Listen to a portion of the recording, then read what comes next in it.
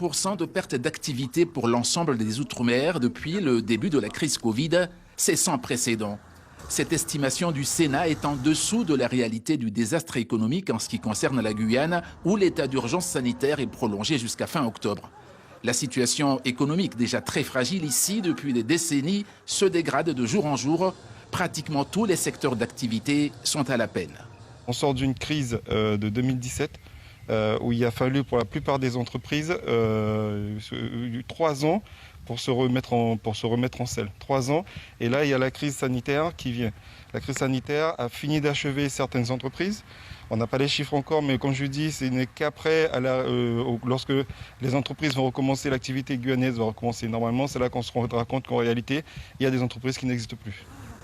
La menace d'effondrement est réelle. Malgré les premières mesures de solidarité nationale, l'avenir ne s'annonce pas des meilleurs. La frilosité légendaire des banques outre-mer n'encourage pas l'optimisme. De nombreux chefs d'entreprise estiment qu'ils ne seront pas éligibles aux prêts garantis par l'État. À cette conjoncture déjà morose s'ajoute une inéluctable crise dans les finances des collectivités locales. Une crise sanitaire accélératrice d'une crise économique qui elle-même peut déboucher sur une crise sociale. Avec la multiplication en quelques mois par 6 des demandeurs d'aide alimentaire, Médecins du Monde évoque même une possible crise humanitaire en Guyane.